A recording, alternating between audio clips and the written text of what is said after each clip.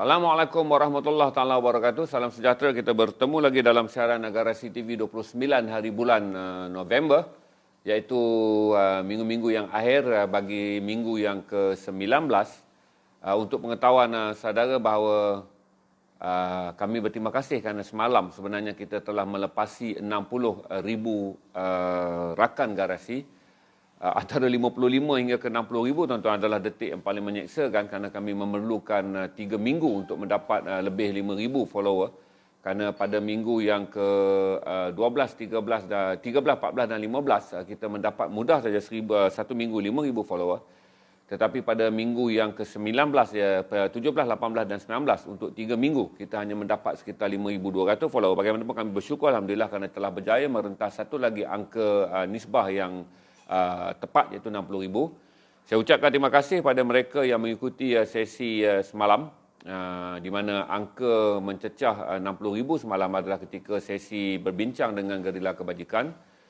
Saya mengucapkan ribuan terima kasih pada anda yang menyumbang lebih RM1,000 kepada tabung Gerila Kebajikan, iaitu untuk membolehkan mereka terus mendanai keluarga-keluarga miskin yang memerlukan wang segera.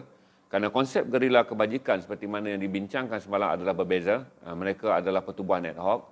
Mereka adalah penjawat awam dan kumpulan profesional yang bergabung dalam skala yang kecil, membantu dalam komuniti yang kecil. Tetapi pattern yang mereka gunakan kini telah menyebabkan ada ratusan. Malah kata mereka bahawa konsep Gerila Kebajikan juga telah diguna pakai di Filipina dan di Indonesia dan sejauh sampai ke Turki. Di mana formula apabila anda ingin menubuhkan gerakan kebajikan, saiz anda tak perlu besar, anda tak perlu pendana yang ramai, yang paling penting adalah lokaliti. Berarti katalah saya ingin menubuhkan Gerila Kebajikan di KL Traders, saya tak perlu berfikir kata sama ada orang miskin atau tidak di KL Traders. Kami berlima, berenam ni hanya perlu tubuhkan dengan meletakkan gerobok di bahagian bawah. Maka dalam gerobok itu akan kami letakkan roti, kami letakkan beras, kicap, benda-benda yang sangat diperlukan oleh orang yang keluarganya segera lapar. Berarti kalaulah dia KL Traders kami buat gerobok tersebut, ia membolehkan pekerja daripada sekitar kawasan yang tinggal ni, pertempatan-pertempatan miskin, walaupun KL Traders tuan-tuan adalah orang yang tinggal di kondominium, yang mungkin tak memerlukan gerobok makanan, tetapi pekerja yang datang bekerja sebagai tukang cuci, mereka yang bekerja sebagai pegawai keselamatan, guard, mungkin yang bekerja sebagai buruh pekerja di sekitar kedai-kedai ini. Mereka datang daripada kawasan perumahan PPR, perkampungan-perkampungan yang mereka sewa, dan kemungkinan mereka adalah orang-orang yang memerlukan beras, gula, kopi dan juga makanan yang disediakan. Kami juga berminat untuk memulakan projek gerobok di KL Traders kerana di tengah-tengah kemewahan kita lupa bahawa ada orang yang lapar. Tahniah kepada Gerila Kebajikan yang hadir semalam memberikan kita aspirasi, dan terima kasih juga kepada saudara semalam yang menderma hingga jam 12 malam selepas mereka bersiaran ketika kira-kira 45 minit bersama kami dan dalam tempoh 3 jam beraih lebih RM1,000, membolehkan mereka menjaga akaun lokaliti mereka kerana kumpulan ini sangat prihatin kepada keadaan pelajar-pelajar di UiTM Puncak Alam. Orang-orang miskin yang datang dan anak-anak miskin yang tak mampu meminta pertolongan keluarga untuk makanan, yang tak dapat membuat kerja sampingan kerana PKP, maka mereka dibantu oleh Gerila Kebajikan. Gerila Kebajikan juga mempunyai akaun di Putrajaya, walaupun dipenuhi dengan penjawat awam, tetapi masih ada kata mereka penjawat awam yang bergaji kecil yang masih lagi memerlukan beras dan bantuan, jadi mereka sediakan. Mereka juga mempunyai begitu ramai pengikut. Jadi kalau saudara tonton semula video tersebut, saudara boleh gunakan saja formula dan juga format Gerila Kebajikan untuk menubuhkan kumpulan komuniti saudara sendiri untuk membantu. Kalau saudara rasa adalah penat untuk saudara pergi mencari rumah ke rumah, apa yang penting adalah gerobok tersebut saudara sediakan saja di depan kedai, minta kerjasama pemilik kedai runcit, buat gerobok. Sesiapa yang membeli dan ada lebihan, dia tinggal saja pada gerobok. Anak-anak miskin, orang miskin yang datang dan kemudian mereka tidak dapat membeli makanan, mereka ambil saja. Ataupun mereka hanya ada cukup wang untuk membeli beras, tetapi mereka boleh ambil telur percuma di situ. Kalau mereka tidak boleh, mereka hanya boleh membeli telur, mereka boleh mengambil beras di situ. Kami berbincang panjang tentang syak wasangka sesiapa yang akan mengambilnya, tetapi Gerila Kebajikan mempunyai option yang lebih besar, iaitu kalau kita memulakan semua perkara dengan buruk sangka, Kalau kita menggambarkan kita ingin melakukan suatu benda dengan ada perasaan negatif, kononnya nanti ambil orang kaya, kita tidak akan dapat melakukan kebajikan. Model yang mereka laksanakan selama 4 tahun berkesan kerana ada 1,000 lebih copy and paste. Iaitu orang yang menggerakkan di komuniti sendiri. Sama ada di Malaysia, yang saya katakan tadi, di Indonesia, di Filipina dan sejauh sampai ke Turki. Di mana dia berjaya menggerakkan komuniti ini untuk mengambil tanggungjawab.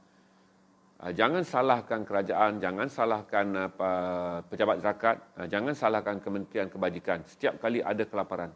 Kerana yang patut kita salahkan adalah diri kita kerana apakah kita memainkan peranan untuk menyelesaikan isu kelaparan. Kerana mereka tidak menyelesaikan isu kemiskinan. Kita kena ingat setiap link orang membuat kerja baik, dia ada hak dia. Sebagai kumpulan pekerja profesional, seperti mereka yang berada dalam liga gerila kebajikan, anda hanya mempunyai 2 perkara. Satu, kawan-kawan yang sudi menderma. Kedua, anda boleh menjawab panggilan telefon untuk mendengar dan mengenal pasti keluarga miskin. Ketiga, anda mempunyai akaun untuk transaksi kepada keluarga miskin untuk mereka berbelanja. Jangan fikir tentang skamer, jangan fikir tentang orang pura-pura. Kerana 100 orang memohon, 90 orang adalah orang benar-benar lapar, berarti kita menyelesaikan kelaparan. 10% adalah skamer, Allah selesaikan. Tapi satu yang saya suka adalah gerila kebajikan berpegang pada prinsip, semoga makanan yang dimakan oleh orang yang tidak layak itu menjadi asbab dan hidayah kepada dia, untuk dia kemudiannya merasa apa itu pentingnya melakukan kerja kebajikan kepada orang miskin.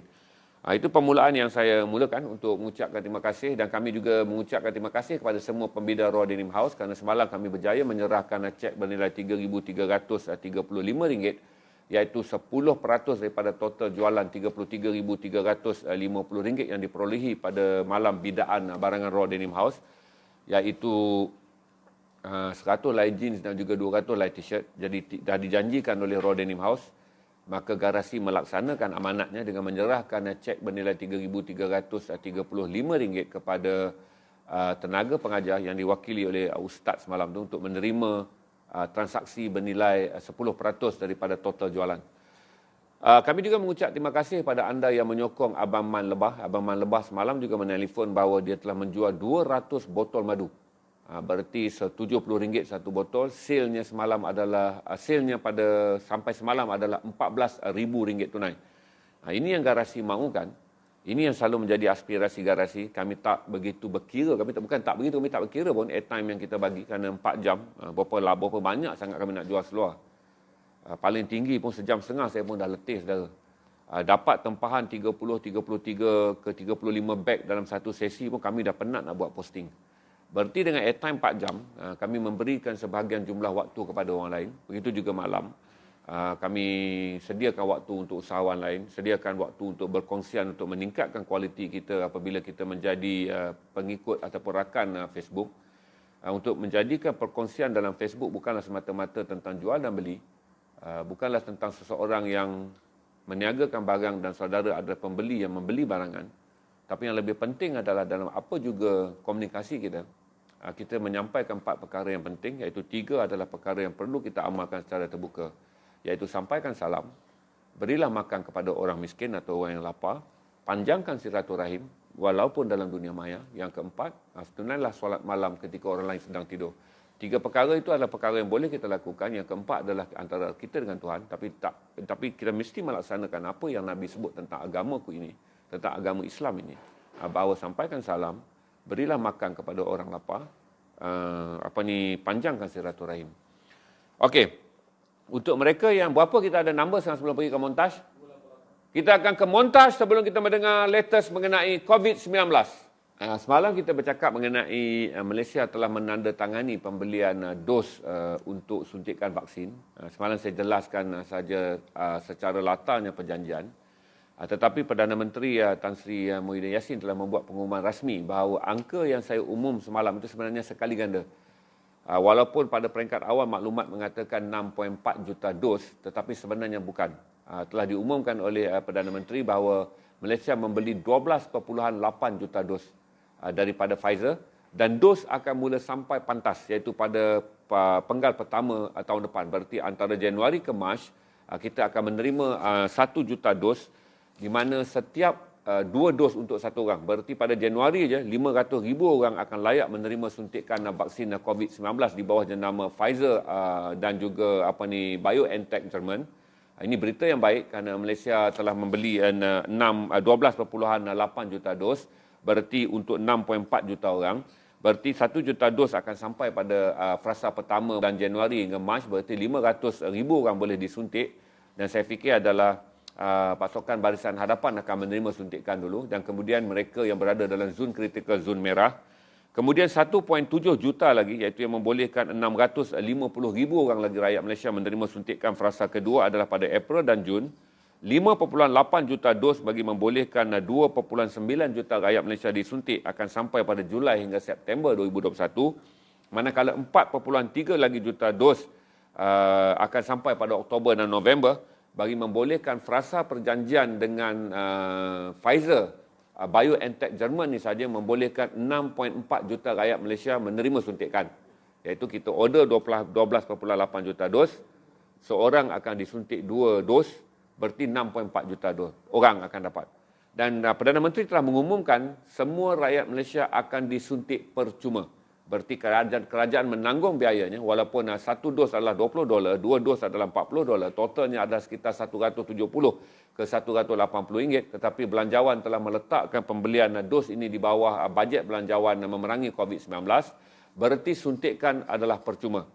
Cuma saya kata tadi, frasa suntikan ada datang dalam 4, sebelum 6.4 juta orang disuntik itu, saya dah bagi tahu pada bulan Januari hingga Mac hanya 500,000 orang akan disuntik, 1 juta dos sampai. Pada bulan April hingga Jun, 1.7 juta dos akan sampai, berarti 850,000 orang lagi akan disuntik. Pada bulan April hingga Jun akan datang 5.8 juta dos, berarti 2.9 juta orang akan disuntik. Dan pada frasa yang terakhir 4.3 juta dos, berarti 2.150 juta orang ataupun 2.150.000 akan disuntik. Lengkap 6.4 juta orang disuntik, 20% menerima suntikan. Baki 10% lagi, di mana Malaysia menyediakan 30%, iaitu kira-kira 9 juta rakyat Malaysia akan disuntik. Baki yang seterusnya akan dibeli daripada kerajaan China, yang kita sedang menanti tarikh dan bagaimana jadualnya mereka akan membuat penghantaran. Berdasarkan pembacaan saya secara global, seperti mana England juga mengumumkan mereka akan mulakan suntikan pada Disember, Amerika dalam frasa yang terakhir untuk menyelesaikan kelulusan bagi dos ini disuntik. Saya rasa secara global, minggu pertama bulan Disember sudah ada negara yang akan memulakan suntikan. Berarti seawal Disember ni, walaupun esok lusa, tapi saya rasa seminggu pertama sekurang-kurangnya Britain ataupun Amerika akan memulakan suntikan. Dan kita rasa China juga tidak akan ketinggalan kerana China juga telah mengumumkan mereka bersedia dengan 2 jenama, iaitu Sinovac Biotech dan juga Anhui. 2 jenama daripada China, mereka juga saya rasa bersedia pada bila-bila masa untuk memulakan suntikan. Berarti secara globalnya, walaupun angka jangkitan hari ini telah mencecah hampir 63 juta dan 1.5 juta kematian, saya fikir bahawa kita boleh percaya dengan keberkesanan vaksin antara 70 hingga 95% ini akan mampu menangani gelombang dan akhirnya memutuskan rantaian tanpa perlu mana-mana negara melancarkan lockdown. Bagaimanapun, mengikut nasihat daripada Pertubuhan Kesihatan Sedunia, oleh kerana ada 7 lebih bilion penduduk dunia, vaksin akan hanya boleh diakses secara penuh oleh semua penduduk dunia, termasuk mereka yang berada di dalam negara miskin, dengan menggunakan dana COVAX, iaitu dana yang dikumpul daripada negara-negara pelabur. Hanya pada penghujung Disember 2023, negara seluruh dunia akan dapat akses terhadap vaksin ini. Tapi saya fikir dengan 30% setiap negara menyuntik rakyatnya, ia membolehkan rantaian ekonomi dibuka semula, dan sekurang-kurangnya kita dapat melihat suku pertama tahun 2021 ekonomi akan pulih. InsyaAllah kalau sekiranya kita mendapat suntikan vaksin seawal Januari, kita rasa di zon yang ada kritikal jangkitan, termasuk di Lembah Kelang, di Negeri Sembilan, di Sabah, keadaan akan terkawal. Dan paling tidak, kita juga berharap negara-negara serantau yang mempunyai hubungan ekonomi yang penting dengan Malaysia, terutama Singapura, China dan juga Thailand, dan negara-negara ASEAN yang lain akan segera juga pulih bagi membolehkan bubble travel, iaitu pergerakan jarak dekat bagi membolehkan ekonomi serantau dijalankan, terutama di kalangan Malaysia dan plus 9 negara ASEAN, dapat dilaksanakan sekurang-kurangnya ekonomi kita tumbuh dalam keadaan yang sihat. kerana pergerakan rantaian perniagaan telah boleh dibuat di peringkat serantau. Yang lebih penting adalah kita melihat semula sektor ekonomi pelancongan, kerana saya pun berbual banyak oleh kerana saya juga bertemu dengan banyak chef yang hadir pada sesi masakan bagi program Garasi TV, Mama Delight Garasi TV. Ramai chef-chef juga memberitahu bahawa keadaan perniagaan perhotelan sangat fragile kerana mereka kini hanya berlumba dalam sektor grab and go, iaitu grab food, bagi membolehkan hotel bertahan kerana tanpa pelancongan, bilik-bilik hotel kosong dan juga hotel terpaksa mengurangkan kos pekerja dengan membuang pekerja. Dan untuk membolehkan kita melihat sektor pelancongan kembali pulih, perkara yang paling pertama berlaku adalah sempadan perlu dibuka, pergerakan pelancong perlu wujud, dan secara tidak langsung peniaga-peniaga juga dapat menikmati perniagaan dengan kehadiran pelancong. Itu yang saya share dengan saudara mengenai COVID-19, dan jelaslah sudah mengenai COVID-19. Untuk belanjawan, besok perbahasan akan bermula di peringkat kementerian demi kementerian. Saya dimaklumkan hanya 5 hari perbahasan, iaitu seminggu saja. Jadi sepanjang Isnin hingga Khamis ini 4 hari, perbahasan akan dibuat daripada kementerian demi kementerian. Ada 28 kementerian, jadi saya tak pasti berapa cepat Parlimen dapat meluluskan bajet. Yang hari itu dilulus adalah usul bajet, 322.5 bilion diluluskan, sah. Sekarang ni, perbahasan di peringkat jawatankuasa ataupun di peringkat kementerian akan dijalankan dengan per kementerian yang menerima bajet. Maka itu akan ada perbahasan untuk mendapat kelulusan di peringkat kementerian pula. Jadi itu saja yang dapat saya maklumkan. Saya diberitahu bahawa secepat minggu ini, KWSP akan mengeluarkan kenyataan. Kata Menteri Kewangan, secepat minggu ini KWSP akan mengeluarkan kenyataan mengenai formula untuk saudara mengeluarkan RM10,000 dari akaun satu. Juga formula bagaimana mereka yang mempunyai simpanan pada had RM90,000 ke atas boleh mengeluarkan had maksimum RM60,000. Ini bagi mereka yang berada di kategori M40 dan T20. Ada orang bertanya dengan saya, T20 itu apa? Begini tuan-tuan, Malaysia dibahagikan kepada 3 kumpulan pendapatan. Yang selalu kita duk sembang ni B40, B40. B40 merujuk kepada bawah, iaitu mereka yang berada 40% rakyat Malaysia yang berada dalam pendapatan paling bawah dipanggil B40. M40 adalah kumpulan menengah, iaitu M menengah 40, iaitu 40% rakyat Malaysia yang berpendapatan RM3,000 hingga ke RM8,000. Kemudian T20 adalah mereka yang berpendapatan ribuan-ribuan ke atas. Jadi dalam KWSP, golongan M40 atas dan golongan T20 juga terjejas. Maka KWSP telah mengumumkan lebih awal lagi golongan ini yang mana mempunyai simpanan melebihi RM90,000 dalam akaun boleh mengeluarkan had kepada maksimum RM60,000. Berarti golongan T40 dan M60 atas telah mendapat gambaran yang jelas. Mereka akan rasa lega kerana sekiranya simpanan mereka ada RM91,000, mereka boleh mengeluarkan 10%, iaitu RM9,000. Kalau pendapatan mereka ada RM600,000, mereka boleh mengeluarkan 10%, RM60,000. Itu maksimum. Kalau ada RM1,000,000, RM2,000,000, RM3,000,000, maksimumnya tetap RM60,000.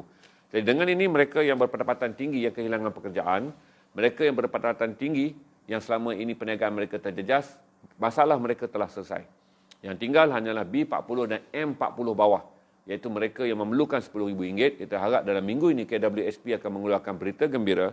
Paling tidak, kita berharap kita dibenarkan mengeluarkan 50% daripada caruman yang ada, iaitu RM5,000, dan baki RM5,000 adalah secara bulanan ansuran. Atau paling heaven, yang diharapkan oleh semua orang adalah pengeluaran RM10,000 secara langsam. KWSP akan menghitung, saya fikir, kerana keseluruhan kelonggaran ini, iaitu 8.8 juta orang dibenarkan mengeluarkan RM10,000, termasuk pemegang akaun yang boleh mengeluarkan had RM60,000 bagi mereka yang bergaji besar dan bersimpanan besar. Kata KWSP, dia membabitkan 70 bilion. Dalam kiraan saya, totalnya adalah 96, kerana KWSP telah mengumumkan sebelum itu adalah 14 bilion bagi pengeluaran 10% untuk mereka yang telah sah kehilangan kerja. Jadi saya rasa mungkin angkanya berkurang dan mungkin angka mutakhir yang perlu kita ambil kira, iaitu KWSP mengatakan program pengeluaran wang bagi membantu mereka yang terjejas akibat COVID-19 adalah 70 bilion ringgit. Ringkas dia, setelah meneliti sejarah perang Alexander the Great, kita teliti sejarah perang, kemudian kita lihat akhlak seorang Nabi. Itu saja. Oleh kerana tidak ada Nabi yang pernah mencapai apa yang disebutkan seperti Alexander the Great. iaitu berperang, menakluk, berperang dan menakluk, berperang dan menakluk. Nabi-nabi yang disebut dalam Al-Quran, kesemuanya adalah nabi-nabi yang menjalankan kerja dakwah, menyampaikan dakwah dengan cara tanpa bersenjata dan tidak mengisytiharkan perang. Disebut Nabi Zulkarnain. Menjadi lebih susah sekali di sini adalah Alexander. Alexander diterjemah ke dalam bahasa Arab dikatakan Zulkarnain. Ini yang mencarikan oleh kerana Alexander nama yang sohor, maka orang mengaitkan dia dengan Nabi Zulkarnain yang disebut di dalam Al-Quran, dalam surah Al-Baqarah. Tapi ramai orang menolak kerana menyifatkan peperangan Alexander sangat kejam. Kalau dilihat daripada sejarah tanpa perlu kita ubah, nanti kita nak ubah suai pula sejarah, juga kata Alexander itu adalah Nabi Zulkarnain, maka kita mengubahkan sejarah bahawa dia berperang dengan cara yang berakhlak seorang Nabi. Perang yang dicatatkan oleh Alexander yang dipersetujui oleh semua orang yang mencatat perang, bukan semua ulama, oleh semua orang yang merakamkan sejarah perang. Bacalah penulis-penulis yang menulis mengenai pencapaian Alexander dalam perang di mana beliau menakluk 2/3 dunia, hampir 2/3 dunia. Alexander berperang dengan cara yang sangat kejam, membunuh. Sama seperti mana kalau kita melihat Kublai Khan. Nanti kalau kita kata Alexander, orang akan kata Kublai Khan, Genghis Khan. Kerana peperangan yang dianjurkan oleh mereka daripada Slav ni, ataupun apa yang disebut sebagai Babar ni, Tatar, Babar datang dari barat, Tatar datang dari timur, adalah pembunuhan yang sangat zalim. Berarti dengan cara itulah kenapa Alexander bukan Zulkarnain, mengikut kajian yang diterbitkan dalam dokumentari ketika saya menjadi penerbit eksekutif dan Syirfan Indra Mitra Surya menjadi pengarahnya. Kami bersetuju dengan tesis yang dibuat oleh seorang doktor tesis itu dibuat oleh seorang pelajar yang kemudiannya mencapai doktorat PhD dia dalam kajian tu. Adalah kekejaman. Kekejaman itu tak mungkin dilakukan oleh seorang yang nak menyampaikan syiar dakwah agama Allah dengan kekerasan dan pembunuhan. Jadi itulah Alexander. Kalau saudara baca sejarah penaklukannya, sama ada daripada kacamata orientalis. Problemnya orientalis yang menulis banyak tentang Alexander. Dunia Islam hanya datang kemudian untuk buat reclaim. Ramai penulis-penulis Islam kemudiannya membuat reclaim untuk mengaitkan Alexander yang hebat tu sebagai Nabi Zulkarnain. Saya tak kata nak menumpang apa semua, tapi saya boleh bagi tahu bahawa sifat setengah sarjana Islam yang cuba menumpang di atas nama telah berlaku dengan meluas. Kita merasa sangat takut dan kita cuba mengaitkan semua nama yang hebat itu sebagai Islam. Perangai yang sama berlaku apabila kita kata Yuri Gagarin masuk Islam. Perangai yang pertama juga, kita seolah-olah percaya bahawa Islam itu agama yang sempurna kerana orang-orang yang hebat itu semuanya Islam. Saya tak boleh menyentuh. Alexander the Great, kalau mengikut daripada cara dia berperang, mustahil dia adalah seorang Nabi. Kerana pembunuhan demi pembunuhan, kemabukan dia terhadap darah, sama saja seperti mana Genghis dan Kublai Khan berperang. Kecuali Genghis yang kemudiannya menerima hidayah dan masuk Islam. Tetapi saya jelaskan kepada saudara, mustahil. Kalau kita baca sejarah 25 Rasul di dalam Al-Quran, kesemuanya dilatih untuk menyampaikan agama Islam dengan cara, ini adalah agama kasih sayang. Saya katakan tadi kan, apabila Nabi menjadi kitamul Nabi itu, apa yang disebut, sampaikan salam, berilah makan kepada orang miskin, panjangkan silaturahim, bersolat malam ketika orang lain sedang tidur, sebelum sampai benda-benda yang lain. Jadi Alexander bukan Zulkarnain, ditolak kerana perang Alexander tidak menggambarkan ciri-ciri seorang kenabian, dan adalah mustahil diturunkan wahyu kepada beliau oleh Allah SWT untuk menyebarkan agama yang menyeru kepada kebaikan dengan pembunuhan demi pembunuhan. Itu adalah teori asas. Apabila Alexander bukan Zulkarnain yang dibuat, kami pergi kepada pendekatan yang lebih dekat, iaitu King Cyrus, iaitu salah seorang raja daripada Babylon, Iraq. Kerana beliau juga menang dalam banyak peperangan, tetapi konsep perang yang beliau buat lebih kepada soal untuk mengadilkan satu keadaan, menjatuhkan kerajaan-kerajaan yang zalim di negara-negara yang berdekatan daripada satu empire ke satu empire yang beliau kembangkan, menyampaikan sistem pemerintahan yang lebih adil, kemakmuran ekonomi, perkongsian hak hidup yang lebih nyata dan lebih jelas. Jadi maka itulah apabila dokumentari 6 jam Alexander bukan Zulkarnain dibuat, selain daripada menolak kepercayaan yang tidak berasas bahawa Alexander the Greek, seorang daripada Greece, keturunan Slav, dengan membawa tenteranya yang disokong oleh orang-orang Eropah Timur yang terkenal pada zaman dulu sebagai Viking dan Slav, dan juga mereka yang disebut dalam filem yang saudara tengok 200, 300 apa filem tu. Itulah kaumnya datang dan menjelajah ke seluruh Asia, ke seluruh Eropah dan merentas bumi Asia Barat dan pergi ke Asia Tengah hingga sampai ke sebahagian Asia. Adalah tidak mungkin. Asasnya adalah tidak mungkin agama Allah didakwahkan oleh seorang rasul, oleh seorang nabi dengan pembunuhan dan juga dengan darah yang begitu banyak, yang lebih banyak mengorbankan orang daripada menyampaikan syiar. Berarti Islam adalah agama syiar. Perang adalah pilihan yang terakhir. Apakah kita nak menerima Alexander yang memilih perang sebagai pilihan yang utama, tetapi syiar adalah yang terakhir? Apa yang dilakukan oleh Alexander hampir sama saja seperti apa yang dilakukan oleh Napoleon Bonaparte, apa yang dilakukan oleh Henry the Lion. Ini adalah sikap Eropah di bawah kekuatan perang. Apabila Henry the Lion memilih memimpin tentera salib dalam 8 kali peperangan dengan Salahuddin Al-Ayyubi pada abad yang ke-10, daripada 11 berapa hinggalah Islam menang dalam perang tersebut pada 1087.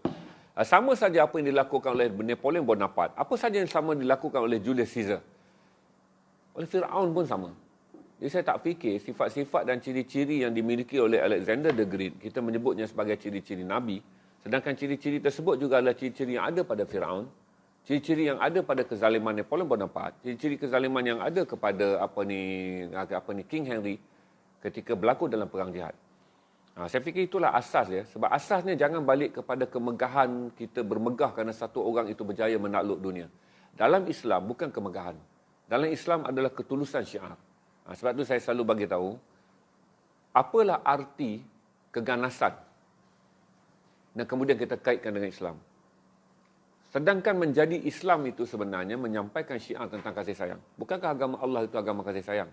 Jadi penolakan yang paling kuat kerana tidak terlihat pun syiar yang dibawa oleh Alexander the Great di dalam perang-perangnya, hingga kita boleh menyebut agamanya, empire-nya telah membangunkan satu kepercayaan. Tak ada. Apa yang dibawa oleh Alexander the Great, empire-nya telah melakukan satu penaklukan, penjarahan, pembunuhan yang begitu banyak. Jadi kita tak nampak pun syiar ditinggalkan di dalam wilayah yang telah ditakluk oleh Alexander. Itu saja kerana tugas seorang Nabi dan Rasul adalah menyampaikan syiar. Jadi mustahil dalam empire yang begitu besar dibangunkan oleh Alexander tidak ada syiar di dalamnya. Berbanding dengan King Cyrus III yang disokong oleh, saya lupa lah apa, Hafiz nama dia, Dr. Hafiz. Dr. Hafiz. UAE. Dr. Hafiz ketika masih muda, dia buat tesis PhD itu, dia muda, dia berusia 27 tahun pada tahun 2005. Kenapa saya impress dengan budak muda ini adalah kesungguhan dia untuk membuktikan bahawa Alexander bukan Nabi Zulkarnain. Dan kesungguhan beliau untuk membuktikan King Cyrus III adalah Zulkarnain yang disebut dalam Al-Quran. Walaupun tidaklah dapat ditepatkan hujah beliau, tetapi beliau menghujahkan yang pertama, Alexander no. Kerana kekejaman dan juga perangnya tidak berasaskan syiar, kecuali penjarahan. Penjarahan itu penaklukan secara kejam. Tetapi hujah yang boleh diterima pula ketika beliau mengaitkan Raja Cyrus sebagai adalah yang terhampir dengan Nabi Zulkarnain, adalah peluasan empire King Cyrus adalah untuk menjatuhkan raja-raja yang zalim, untuk memberikan lebih kemakmuran ekonomi kepada negara-negara yang dulunya ditindas oleh raja-raja yang jahat. Maka ciri-ciri kenabian lebih hampir kepada Raja Cyrus. Itu saja, saya dah jawab. Menyembang lagi. Nama dia Al-Faris Abdul Razak. Al-Faris Abdul Razak, Dr. Al-Faris Abdul Razak, saudara boleh follow dia. Cari Facebook dia, saya pun lama tak jumpa Dr. Al-Faris, mungkin sibuk kerana dia adalah seorang yang sangat passion tentang ilmu. Saya rasa lepas dia buat doktorate, mungkin dia sibuk lagi dengan kajian. Bayangkanlah budak 27 tahun membuat doktorate yang sangat besar, yang hanya dikaji dalam kumpulan sains berkelompok oleh pakar-pakar dunia, iaitu untuk menafikan Alexander the Great bukan Nabi Zulkarnain. Saya berdoa kata dia dalam kerjaya dia berjaya sekarang, kerana 15 tahun dah saya tak jumpa dia. Kemungkinan lebih banyak penemuan dan lebih banyak kajian-kajian besar yang dilakukan oleh budak muda ini. Kerana pada usia 27 tahun pun dia telah menunjuk minat yang luar biasa untuk meletakkan sejarah, meletakkan apa yang ada di dalam Al-Quran pada sejarah yang betul. Kerana dia tidak mahu Nabi Zulkarnain yang disebut di dalam Al-Quran diambil namanya, ditonggang di atas sejarah yang salah. Ini kemahuan yang baik. Terima kasih Dr. Al-Farid. Al-Faris. Al-Faris. Suka kalau jumpa dia. Kalau jumpa dia saya tak boleh cakap. Dia cakap. Dia lagi suka bercakap. Saya terpaksa mendengar. Kami selalu bertemu di Asia Cafe di Subang dulu. Ketika saya mendengar banyak kuliah-kuliah kedai kopi daripada dia. Saya sebut kuliah. Kalau jumpa orang berilmu ni, kita sebut kuliah. Kerana dia mengkuliahkan kepada saya. Kerana kebimbangan dia adalah kegairahan kita mengaitkan semua benda di dalam Al-Quran untuk kepentingan menjual buku, untuk kepentingan menjadi popular.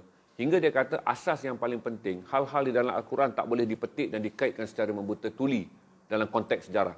Mesti ada pembuktian. Maka itu dia melakukan benda tersebut adalah untuk menghalang, satu adalah kepercayaan orang Melayu bahawa Alexander the Great adalah Nabi Zulkarnain, hanya kerana perkataan Alexander kalau ditranslate dalam bahasa Arab adalah Iskandar.